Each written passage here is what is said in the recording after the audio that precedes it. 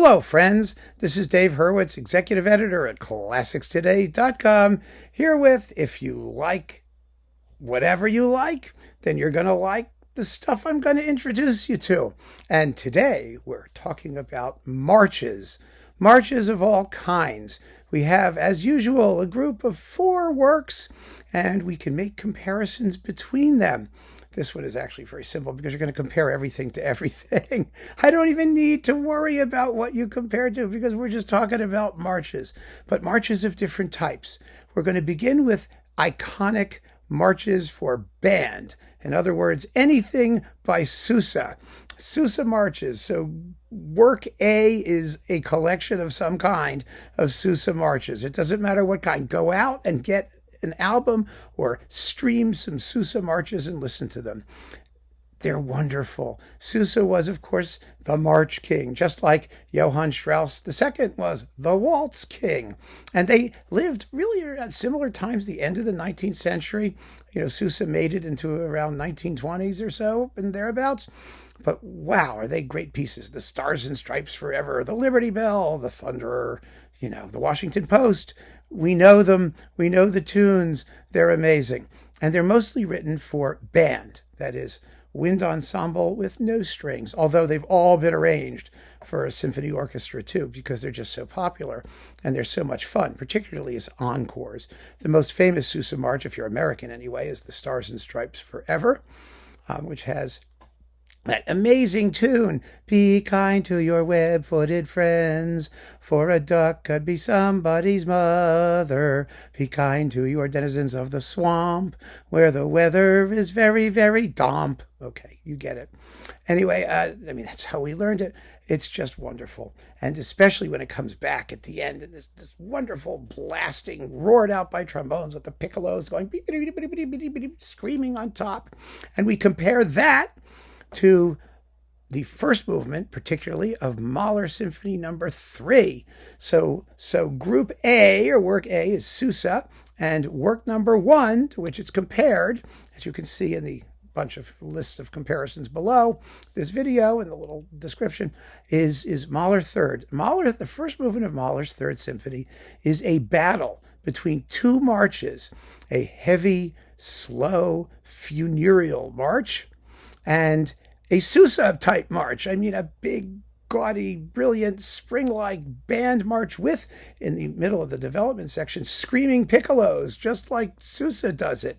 It's really kind of amazing. This does not mean that Mahler, knew his Sousa. What it means is that both composers were drawing from the same tradition, the same well, the same general topic or topos of march music in Western classical music.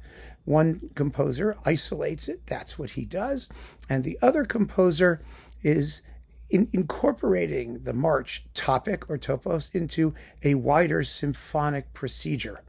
So there you have it.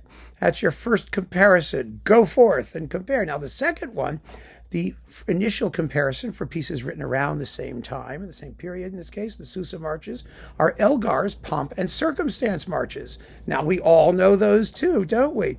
We know the tune. We know the big tune from Pomp and Circumstance No. 1, because you can't graduate, at least in the United States, without that tune. Do, do, do, do, do, do, da, do, do, do, do. You know it, right? You all graduated at some point?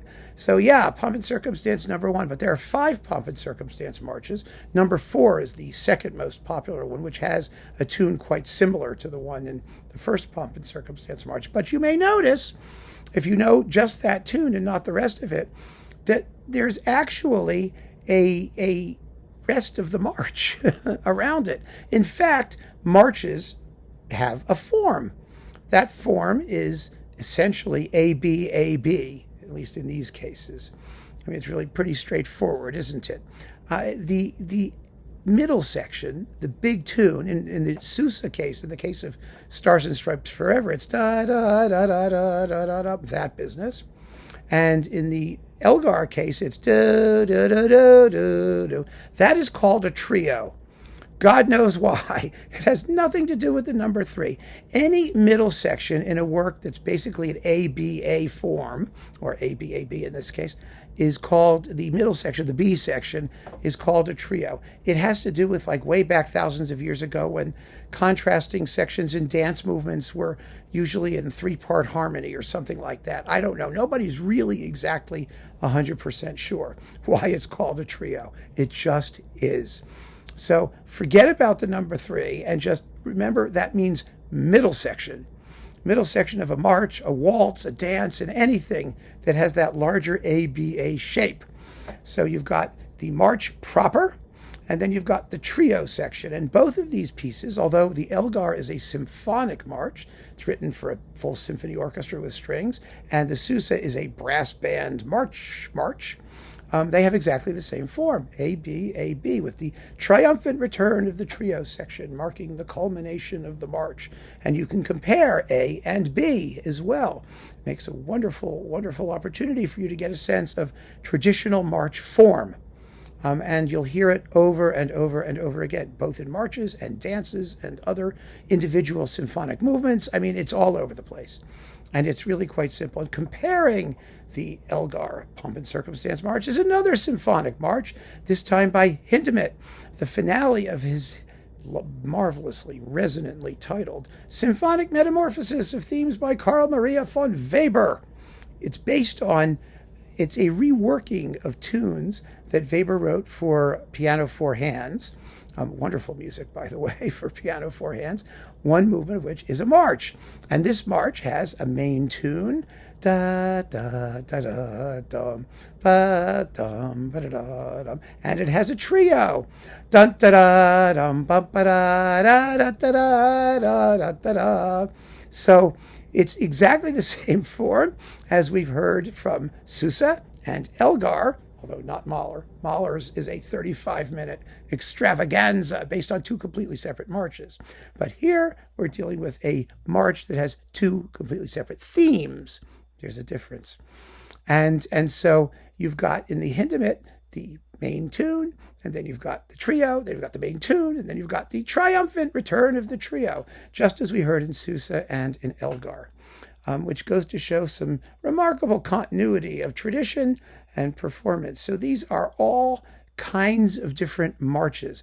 Marches for symphony orchestra, marches for band, marches as part of a larger symphonic project. Mahler's Third is the longest symphony ever written in the repertoire at about 1 hour and 40 minutes. And that first movement is 35 minutes long based on 2 marches, which are developed, and all kinds of things happen to them. The march concept is used in an entirely new and different way, whereas the Hindemith's last movement is a straightforward march like we heard from Elgar and Sousa, but you can compare all of these works to each other because they all have that same basic concept, and it's absolutely marvelous to see what you can do with a march if you're a composer of genius.